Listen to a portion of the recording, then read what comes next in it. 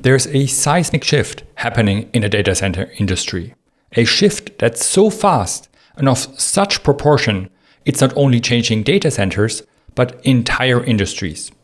And you don't have to take my word for it. Let me show you. This is Temple, a town about 1 hour outside of Austin, Texas. But we are not here for the city and its historical Santa Fe Railroad Depot. We are here to look at a random field in the industrial area of town. To be precise, right now you're looking at pictures back from August of 2021. Fast forward 1 year to August of 2022 and the entire field is gone, replaced by a giant construction site. It's clear that Meta, the company who bought the land, has big plans. And they mean business. Just 4 months later, now in December of 2022, we can see that the construction of a data center is well underway. But then something strange happens. Another 5 months later, in April of 2023, our curious field in Temple looks like this. All the previous construction gone, razed to the ground. Meta just deleted their entire data center halfway through its construction. An estimated $70 million just gone. Wasted, it seems. But why? Was there a problem during construction? Or maybe they lacked the proper permits to continue? The truth is, none of that has anything to do with it. In this video, we will not only figure out why Meta made such a radical decision, but we will take a look at how a modern data center works and explore why the entire industry is changing so rapidly. Because if this trend continues, AI data centers will start to eat the world. So what happened in Temple? In order to understand what's going on in our field in Texas and the entire data center industry in general, we have to understand how a data center works. Because a modern data center is much more than just a shed with some computers inside. But for a long time, that's basically what a data center was. Early data centers were often located inside business properties, where a few rooms, for example in the basement, were converted to server rooms housing the IT equipment. With the rise of the internet, data centers became more and more important, and they grew in size. Gone were the days of being an afterthought in a basement somewhere. Data centers became massive construction projects and fueled the rise of the Web 2.0. They basically turned into the factories of internet companies such as Google, Microsoft, Meta or Amazon. Their primary function was to host and distribute data, thus the name data center. Right now you're watching a YouTube video, which means it's stored inside a Google data center somewhere. And that somewhere is hopefully not too far from you, because you want fast and uninterrupted access. When it comes to content like YouTube, Netflix, or basically anything else in the cloud that you want to access, a data center not only has to provide a massive amount of data storage, but also a lot of network bandwidth and good latency. And that's where location comes into play. Data centers, as we know them, are more location sensitive than you might think. A great example for this is communities like Ashburn or Sterling, which are located right next to the Dulles International Airport in Washington, D.C. This small area contains a lot of data centers because it combines a prime location close to major population centers with massive networking infrastructure that grew each time a new data center was built there. It's a perfect networking hub. If you are providing cloud services or are streaming content to your customers, that's where you want your data center to be located. The bigger the fiber network and the closer to your customer's physical location, the better for a traditional data center. But all of this is changing with AI, which is difficult to see at first because from the outside, an AI data center looks very much like a traditional one. It's a large, mostly flat, storage-type building with power and cooling infrastructure surrounding it. But that's quite literally where the similarities end. If all you take away from this video is that AI data centers are nothing like traditional data centers, it's already a win. Calling it AI data center might even be a bit misleading, but it has become the established name. In my opinion, a more fitting name would be AI supercomputer, because that's what it actually is. Let me explain. From a high-level overview, a data center has 4 main components: compute, connectivity, cooling, and power. If we use these 4 areas to compare a traditional to an AI data center, the difference becomes quickly apparent, which brings us one step closer to solving our Temple, Texas mystery. Let's start with connectivity, because we just talked about how important location is for a traditional data center. But location literally doesn't matter for an AI data center, at least not in the way it does for a traditional one. There are 2 things an AI data center can be used for. First, it can train a large language model, which is simply called training. And second, it can use that pre-trained model to generate output, which is called running inference. A training cluster is more or less a closed system. It literally doesn't matter where you place it, at least not in the sense of being close to customers, because there are no customers accessing data. It still has networking though, and there are efforts to connect large training facilities with each other over massive fiber lines, with the goal of conducting large-scale training runs across multiple AI data centers. But that's not the same type of network access and cross-provider routing a traditional data center requires. But what about inference?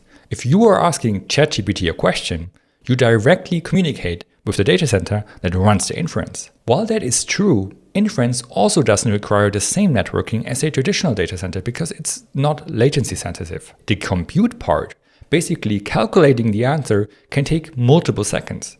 Even if you add 500 milliseconds of latency on top, which is a lot, it doesn't change the experience. A chatbot is not a latency sensitive application as long as it's limited by compute. It also doesn't require a lot of bandwidth. Even considering new applications like image and video generation, the compute times still outweigh any network connection when it comes to response time. This might change in the future once AI becomes more responsive. But for now, neither training nor inference have strong latency or bandwidth requirements, at least not consumer-facing. Netflix streaming thousands and thousands of 4K movies at the same time is in a whole different ballpark, just like a video call or a video game has much tighter latency requirements. For AI data centers, it's not an important factor. And the differences only get bigger when we look at compute. As I've said, AI data centers are actually more like supercomputers. Their only goal is to deliver as much computational performance as efficiently as possible. And in order to increase compute efficiency for AI workloads, you have to increase density, which starts at a chip level. If we look at the number 1 provider of AI compute, NVIDIA, we can see that ever since Volta, NVIDIA's first Tensor Core GPU, the performance and power consumption of each GPU generation has since skyrocketed. While Volta had an almost 10 TDP at only 250 watts, Ampere, its successor, raised it to 400 watts. Next, Hopper increased the TDP to 700 watts, and NVIDIA's newest generation, Blackwell, is reaching 1000 watts for a single GPU. A GB200 superchip, which combines 2 Blackwell GPUs with an NVIDIA Grace CPU, has a whopping 2700 watt TDP for a single board. And this trend will continue. NVIDIA already announced GPUs that consist of up to 4 reticle-sized chips. That's twice as much silicon as Blackwell. And even with the increased efficiency of more advanced process nodes in mind, the first 2000 watt GPU isn't too far away. The compute density is massively increasing at the chip level. But it doesn't stop there. Not only is each new chip offering much increased compute performance, the numbers of GPUs in a single server rack is increasing at the same time. When you are building a modern AI data center, you have to build for efficiency. Every watt not spent on actual compute is wasted. And while optical interconnects are great over long distances, and honestly there is no other option over a certain distance, they need optical transceivers and retimers, which require a lot of power. For that reason, you want to use as much copper as possible. NVIDIA's GB200 NVL72 compute rack contains over 5,000 wires and 2 miles of copper. If NVIDIA would have used optics instead, it would have consumed 20,000 watts more than the current copper-based NVLink solution. But copper is really only viable at rack scale. Even within a single data center, you have to switch to optics at some point. That's why you want as many GPUs in a single rack as possible, so you can connect as many of them using copper. Compute density is the holy grail when it comes to AI data centers. You want your GPUs to use as much silicon as possible, have as many GPUs on a single board as possible, and as many of these in a single rack as possible. That's why the power requirements for a single rack are continuing to grow. The best way to see just how different traditional and AI data centers are is to look at how much compute and as a direct effect, how much energy a single rack in each of these data center types is using. If you pick a random server in a traditional data center outside of hyperscalers like Google, Meta, and so on, you'd be hard-pressed to find a rack that uses more than 10 kilowatts. The typical rack power consumption is in the range of 3 to maybe 7 kilowatts. Everything above 10 kilowatts per rack is already considered high performance for a traditional data center. And while hyperscalers are building racks in the 15 to 20 kilowatt range, even that doesn't compare to racks used for AI compute. The NVIDIA GB200 NVL72 we just talked about, which is NVIDIA's fastest rack size solution, has 4 power shelves that provide 33 kilowatts each. That's a total of 132 kilowatts for a single rack, 10 times what would be considered high performance setup in a traditional data center, and 30 to 40 times the rack power of a standard run-of-the-mill server. We aren't talking about small differences here. It's night and day. I wasn't kidding when I said AI data center is a somewhat misleading name, because these numbers even trump supercomputers. If it would be possible, AI hyperscalers would build a gigawatt rack, because density is king. As you can imagine, this massive increase in compute and power density also directly affects cooling. Traditional data centers with a lower critical IT power need smaller cooling solutions. Makes sense. Until recently, almost all data centers were air-cooled. But this is changing. Data centers that run AI compute are quickly transitioning to liquid cooling. There are 3 specific reasons for this, all related to density. This is AMD's MI300X AI accelerator. 1 GPU ready to be installed in a server plate. But about 90% of its volume is taken up by a massive heatsink. The small PCB below all that metal is the actual GPU. Unlike consumer GPUs, server GPUs don't have individual fans. They just come with massive heatsinks and are cooled by industrial, high-performance fans that cool every component on a single blade. Switching to liquid cooling drastically reduces the physical footprint of each GPU because a liquid cooler is much more compact than the massive heatsinks required for air cooling. It quite literally increases density because it allows you to pack more hardware into a single server blade and rack, because less space is wasted on heatsinks. Of course, liquid cooling requires a lot of additional infrastructure in and around the data center. But that's outside of the rack scale, where density doesn't matter anymore. The second aspect is cooling performance. Liquid cooling can absorb about 4,000 times more energy per unit of volume than air. If you have to remove a lot of heat because you have to cool lots of GPUs in a very dense setup, it's the only option. Super high density designs are only feasible with liquid cooling. And while there are some Blackwell implementations that still use air cooling, next-gen AI accelerators will almost exclusively use liquid cooling. Google, for example, switched to liquid cooling for their in-house high-performance TPUs a long time ago. But there's a third, sometimes overlooked aspect to liquid cooling. Running silicon at lower temperatures not only increases its lifespan, but also increases energy efficiency. If you just run a single GPU, there's not much to it. But if you run 100,000 GPUs, the savings add up, and that energy can be used for more important things, like more compute. Of course, liquid cooling is something you have to plan from the very beginning. An air-cooled data center is designed very differently to a liquid-cooled one. It's not your average desktop PC where you can just upgrade an air cooler to a water cooler. It completely changes the layout of the data center. You need to include water pipes from the rack to the building level and install massive cooling towers. But not only is it worth it when you strive for the highest amount of compute density, there's simply no viable alternative if you want to stay competitive. Now that we've covered connectivity, compute, and cooling, let's talk about power. But not at the rack level, we've already discussed that. I'm talking about power at the level of the entire facility, which has become the #1 denomination when we talk about data center size. It's not the actual size of the building we're talking about. It's the total power capacity of the data center, also called critical IT power. Traditional retail data centers often provide less than 10 megawatts of critical IT power. Even the larger wholesale data centers, like the huddle of data centers around the Dallas airport in DC, are only in the 10 to 30 megawatt range. Modern hyperscaler data centers from the likes of Microsoft, Google, Amazon, and Meta, and I'm still talking about traditional data centers that actually host data, can reach 40 to 100 megawatts of critical IT power. But they all pale in comparison to the critical IT power of AI data centers. There are multiple AI data centers with critical IT power of over 200 megawatts. Microsoft, for example, operates 300 megawatts AI data center for OpenAI. And this is just the beginning. AI campuses with 1 gigawatt of critical IT power are already under construction. All of this is further amplified by the fact that while a traditional data center has fluctuating power demand based on usage patterns and rarely run at full power, AI data centers are more or less constantly running at close to full load. They not only have this massive critical IT power, they actually use it. With the power requirements of AI data centers, we are talking about direct access to major high voltage power lines.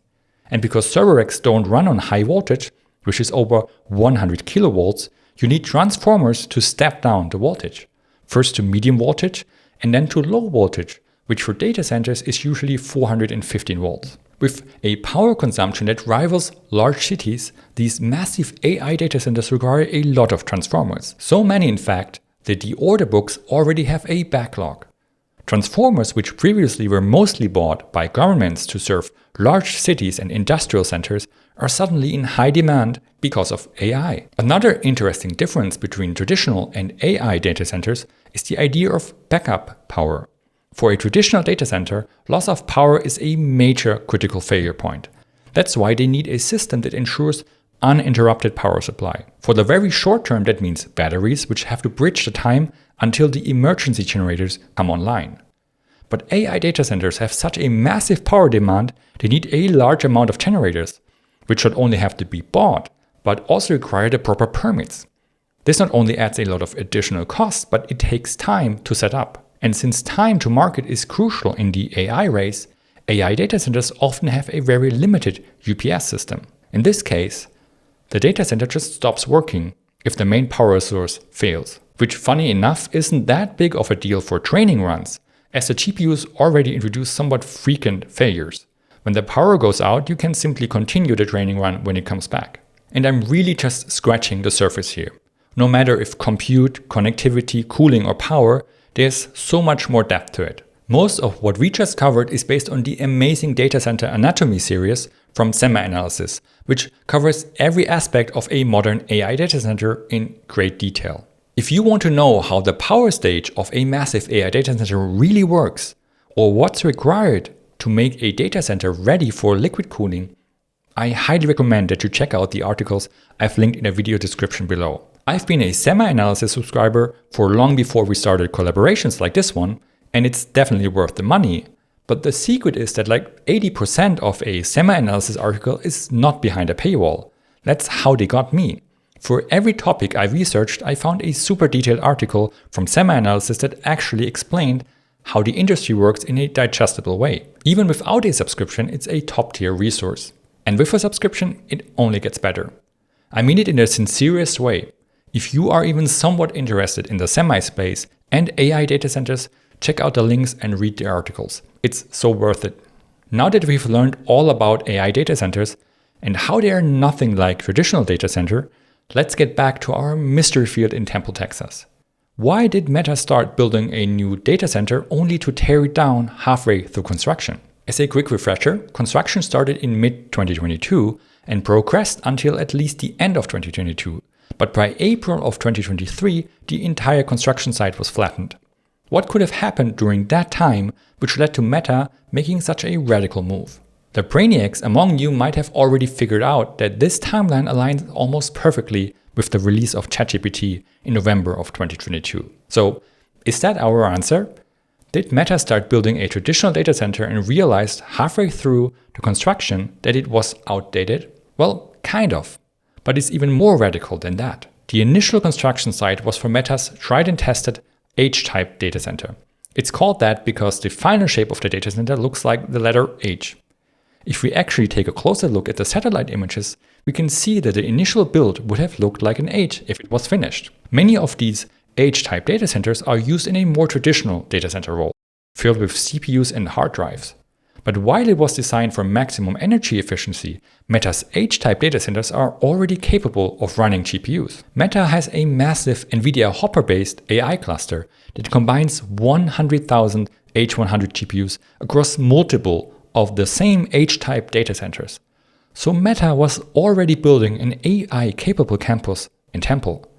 But it wasn't offering a high enough energy density to stay competitive. That's how fast the industry is moving.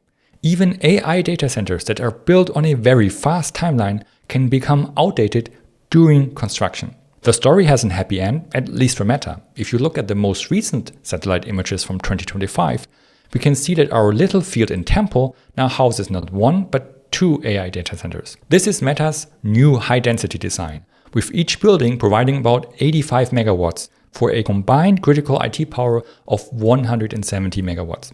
The new design also has the added benefit of supporting liquid cooling, which makes the high-density layout possible in the first place. The older H design would have only supported a total of 60 megawatts. Too little in today's AI data center race. And it's only the beginning. This is 3 Mile Island, a nuclear power plant located on the Susquehanna River outside of Harrisburg, Pennsylvania. In March of 1979, the 3 Mile Island power plant became infamous when its TMI-2 reactor had a critical failure and suffered a partial meltdown.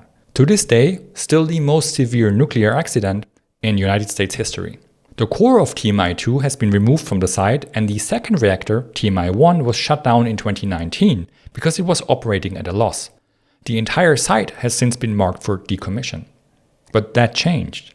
Last year in 2024, Microsoft announced a deal with Constellation Energy, the owner of the site, to restart the still working TMI-1 reactor. The nuclear power plant is expected to resume operation in 2027, with all energy going to Microsoft for the next 20 years. And I'm sure you already know what Microsoft needs all that power for: to power the next generation of AI data centers. And if you think this is an extreme example, think again. Not far from 3 Mile Island, only about 2 hours by car, is the Susquehanna Steam Electric Station, a nuclear power plant with about 2,500 megawatt output. In 2023, Talon Energy, the operator of the power plant, started to build a massive on-site data center, which was acquired by Amazon AWS in 2024 for about $650 million. And there's only one reason to place a data center right next to a nuclear power plant: to power the massive energy demand for AI. We can see similar moves happening across the entire industry. Meta not only rebuilt the data center on our field in Temple, they are starting to place new AI data centers in tents because it reduces construction time. And aside from compute density, being fast is important in the AI race. Meta's top 2 AI locations are Prometheus in Ohio, an already existing AI cluster powered by gas turbines that's supposed to scale to over 1 gigawatt in the next year. But number 1 is the Hyperion supercluster, which is supposed to reach a truly impossible scale. By 2030, the site located in Louisiana is supposed to reach a combined critical IT power of 2 gigawatts, with room to grow to 5 gigawatts. For comparison, the country of Germany has an average power usage of about 60 gigawatts. CoreWeave, a hyperscaler, acquired and retrofitted an old crypto mine data center in Denton, Texas, that was previously used to mine Bitcoin. If we take a look at satellite images, we can see a large cluster of buildings in this location. But one is not like the others. The center of the site is a massive gas-powered power plant that directly supplies power to the AI data centers. Elon Musk's xAI is the largest yet, with 150,000 NVIDIA GP200. Data centers are growing so quickly, they have to be fed with mobile generators because the main power sources take too long to get online. Everyone is scrambling as fast as they can. What we are seeing right now is only the beginning. 300 megawatt clusters might seem big in 2025, but the first gigawatt clusters will come online next year. Right now, 200,000 GPUs are a lot for an AI cluster, but there are already plans for 1 million GPUs. And these won't be the same Hopper or Blackwell generations as today. Those will be upcoming GPU generations with even higher TDP numbers. The simple fact is that it doesn't matter if you believe in AGI or not. All that matters is that the major players very clearly believe it's a race to AGI, and whoever gets there first takes the entire cake. And because that cake is worth trillions of dollars, they are willing to do everything in their power to get there first. And that quite literally requires power. A lot of power. Google has announced that it's funding the construction of 3 advanced nuclear power plants. It won't be long until most major hyperscalers will be major players in the energy business, including owning and operating multiple nuclear power plants. Next-gen AI data centers not only have nothing in common with traditional data centers, soon individual data center campuses will surpass even the power demand of megacities and huge industrial parks. And the largest AI clusters are adding power demand which rivals that of industrial nations. It's not slowing down. The race for AGI is not only about compute, it's about power, both literally and figuratively. If this trend continues, AI will become the #1 consumer of energy. There is so much going on in the data center industry, it's almost impossible to follow all developments. Unlike supercomputers that are eager to get listed in the top 500 to show off what they achieved, AI data centers are much more private. The AI race isn't happening out in the open, at least outside of PR announcements, if you don't know where to look. Hyperscalers don't want you or the competition to know how much actual compute they have, how much they will add over the next month and years, and how competitive, or rather how dense, their AI data centers are, and how much power all their data centers consume. But then, how do we know about all these projects? How do we know about their critical IT power, how many GPUs they run, how efficient they are, and which power source they use? The answer is a combination of a large knowledge base, lots of high-quality research, and actually spending the money on high-resolution satellite images. And I don't mean the kind on Google Earth that maybe gets a low-res update every half year. I mean professional satellite images. I'm not describing a fantasy of mine here.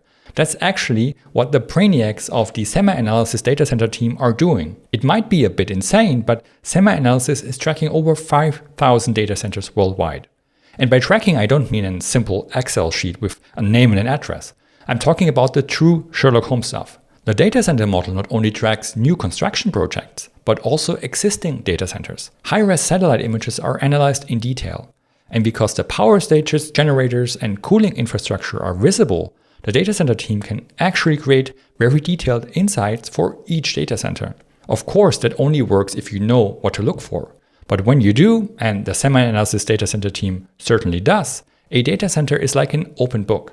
I don't think there's anything that comes even close in terms of coverage and insights to what the AI data center model from SemiAnalysis offers. If you are working in or with the industry and are interested in a highly detailed overview of the current AI data center market, you have to check out the data center model. Not only is it really cool, it delivers the most extensive insights available into the fast-paced race to AGI.